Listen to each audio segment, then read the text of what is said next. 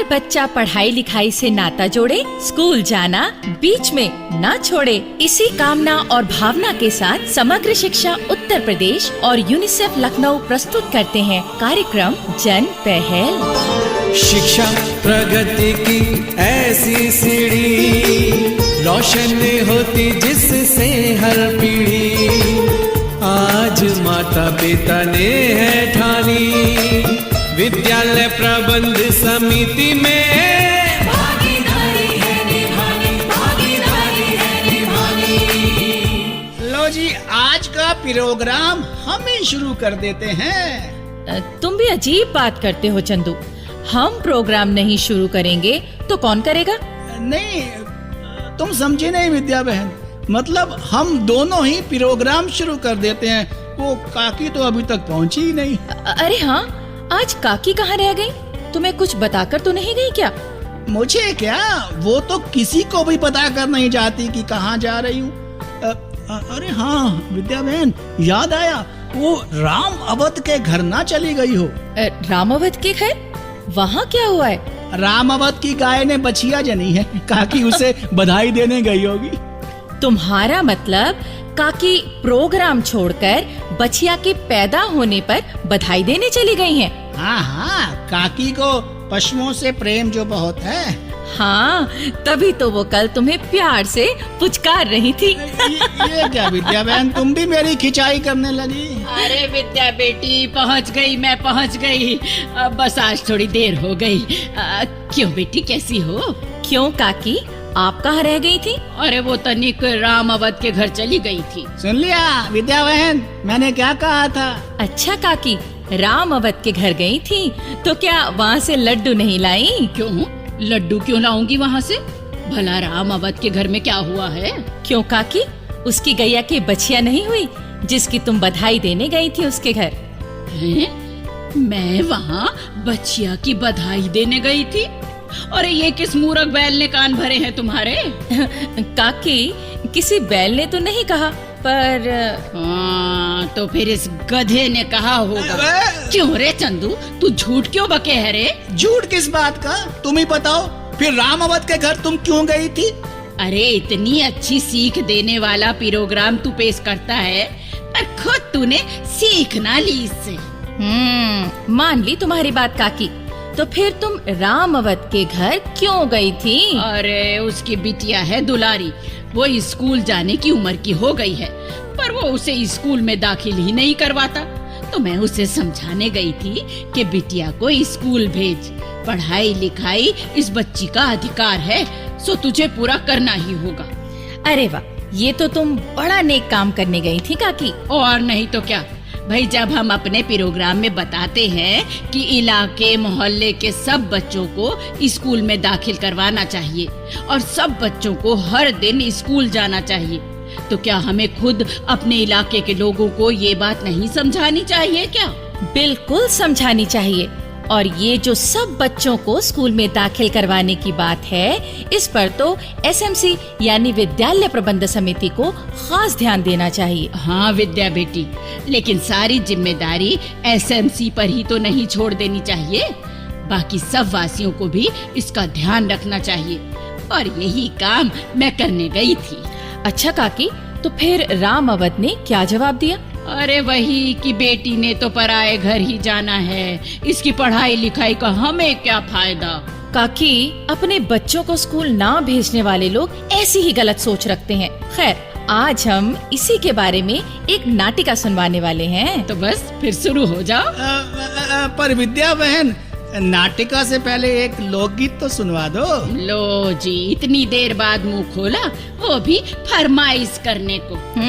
और चंदू, तुमने काकी के बारे में जो बात उड़ाई है ना, वो बछिया वाली, उसके बारे में सोचो तो तुम्हारी एक बात ना मानो। अरे गलती हो गई विद्या बहन, माफी दे दो। माफी ऐसे तो ना मिलती चंदू, तूने जो गलत बात कही उसकी सजा तो तुझे मिलेगी ही। कैसी सजा काकी? वो तो मैं प्रोग्राम के आखिर में बताऊंगी।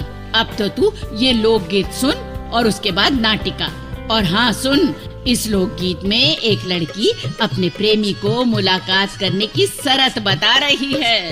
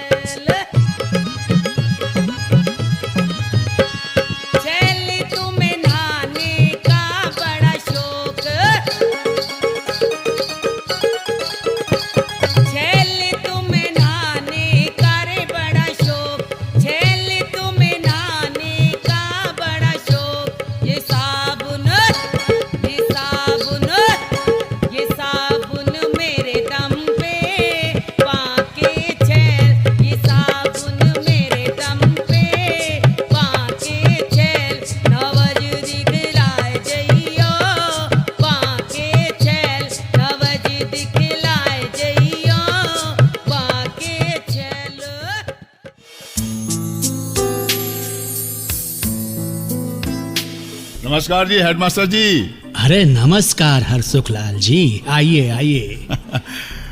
सर मैंने इस वक्त आकर आपके काम में बाधा तो नहीं पहुंचाई ना? अरे नहीं नहीं हरसुखलाल जी, अब तो आप हमारी एसएमसी के मेंबर भी हैं। जी। तो अपने इस काम काज के सिलसिले में कभी भी मुझसे मिल सकते हैं। बस जी हेडमास्टर साहब, स्कूल की सेवा करने का मौका मिला है तो निभाएंगे इसे। अच्छी बात कही आपने। वैसे एक बात बताइए हेडमास्टर साहब, हमारी एसएमसी का सबसे बड़ा काम क्या है? देखिए, यूं तो एसएमसी की कई जिम्मेदारियां और काम हैं, जी।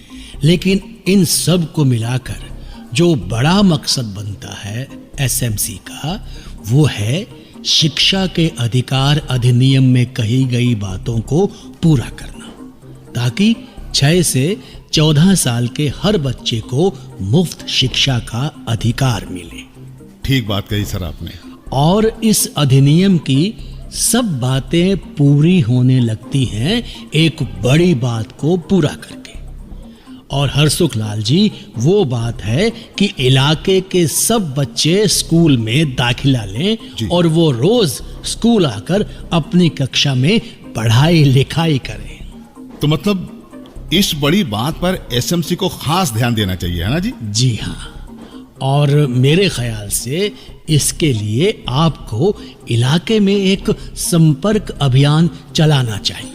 और हमें खास तौर पर उन माँ बाप से मिलना चाहिए जो अपने बच्चों को स्कूल में दाखिल नहीं करवाते हैं। हाँ, लेकिन उससे पहले हमें उन कारणों को जान लेना चाहिए जिनके बारे में सोचकर वो बच्चों को पढ़ाना लिखाना नहीं चाहते। जी हाँ, तभी तो हम उन्हें सही बात बता सकेंगे। तो हम मिलकर इस अभियान की शुरुआत करते हैं। जी। पहले उन कारणों की खोजबीन करते हैं, फिर ऐसे माता पिता और अभिभावकों की एक सभा बुलाकर उनसे बात करते हैं। जी बिल्कुल। यहाँ बैठे कई लोगों में ऐसे माता पिता भी हैं जो अपने बच्चों को पढ़ाना लिखाना नहीं चाहते, लेकिन वो हमारी बात मानकर इस सभा में आए, तो इसके लिए हम उनके आभारी हैं। हाँ, तो हरसुखलाल जी, आप बात शुरू कीजिए। जी जी। भाई गोपाल जी, तुमने अपने बेटे को अभी तक स्कूल में भर्ती क्यों नहीं करवाया? मेरे बेटे ने कौन सा कलेक्टर बनना है, उसने भी मेरी तरह भैंसों की देखभाल ही करनी है। क्यों भाई, जो बच्चे बड़े होकर कलेक्टर बनते हैं वो क्या मंगल ग्रह पर पैदा होकर यहाँ पर आते हैं? भाई वो भी इसी धरती पर ही पैदा होते हैं। हाँ, जब उन्हें पढ़ने लिखने का मौका मिलता है तभी वो जीवन में आगे बढ़ पाते हैं। हाँ गोपाल भाई, आज सोच और जमाना बदल चुके हैं। आज गरीब घर के बच्चे भी पढ़ाई में अव्वल आकर बड़े बड़े ओहदों पर पहुंच रहे हैं। हाँ कमला बहन, तुम अपनी बिटिया को स्कूल क्यों नहीं भेजती? क्यों भेजूं? पढ़ लिख कर जो वो अकल पाएगी तो उसका फायदा उसकी ससुराल को ही मिलेगा। क्यों? क्या बेटी को ब्याह देने के बाद उससे सारे नाते टूट जाते हैं? वो क्या तुम्हारा अंश नहीं रहेगी? क्या तुम्हारे खून की निशानी मिट जाएगी? कमला बहन, जरा सोचो, कल तुम्हारी पढ़ी लिखी बेटी अपने परिवार की उन्नति में मददगार होगी या पढ़ लिख कर कोई बड़ी नौकरी करेगी, तो क्या तुम्हें उस पर गर्व ना होगा? अच्छा, अब लालचंद भाई तुम बताओ, तुम्हारा बेटा स्कूल क्यों नहीं जाता? हम गरीब हैं हरसुखलाल जी। अभी मेरा बेटा 4 पैसों की मजदूरी करने लायक हुआ है। स्कूल भेज दूं तो इसकी कमाई से भी जाऊं। तो मतलब तुम अपनी खानदानी गरीबी को छोड़ना नहीं चाहते? अरे बेटों को पढ़ाओगे नहीं तो ये गरीबी की परंपरा आगे बढ़ती रहेगी भाई। बेटे को पढ़ा लिखा कर काबिल बनाओ और अपने परिवार को गरीबी से मुक्ति दिलवाओ। क्यों भाई, क्या कहते हो अब? जी हाँ, हम अपने बच्चों को पढ़ाएंगे। हम उन्हें स्कूल में दाखिल करवाएंगे। बहुत अच्छी बात है, लेकिन एक बात याद रखो, बच्चों को रोज स्कूल पढ़ने भेजना है। ये नहीं कि किसी दिन कोई काम पड़ गया तो बच्चे को स्कूल से छुट्टी करा दी। इस तरह की पढ़ाई का कोई फायदा नहीं। बच्चे हर रोज स्कूल में नया पाठ पढ़ते हैं और नई बातें सीखते हैं। बिना वजह या किसी मामूली सी वजह पर छुट्टी करवा दी तो तुम्हारा बच्चा पढ़ाई से पिछड़ जाएगा। बस फिर वही ढाक के 3 पात। बच्चों को रोज स्कूल भेजो, नहीं तो एसएमसी वाले तुम्हारे घर पहुंच जाएंगे कि बच्चों को स्कूल क्यों नहीं भेजते। क्यों हरसुखलाल जी? हाँ हेडमास्टर साहब, ये भी तो हमारा फर्ज है।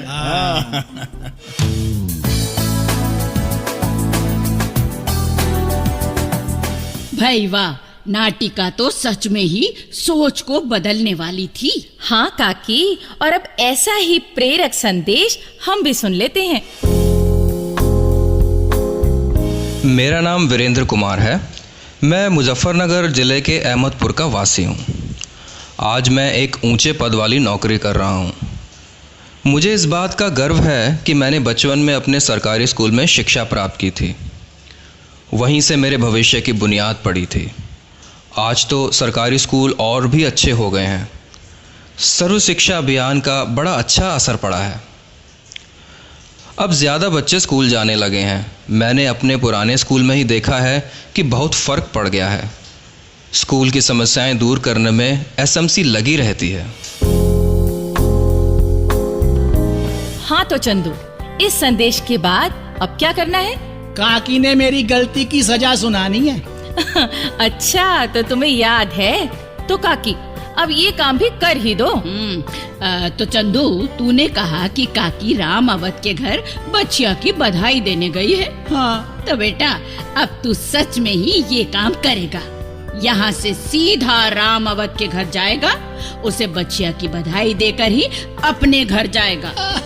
वाह काकी, ये सजा तो खूब रही। सजा तो खूब रही विद्या बहन। मैं तो बच्चिया के पैदा होने की बधाई भी दे आऊंगा।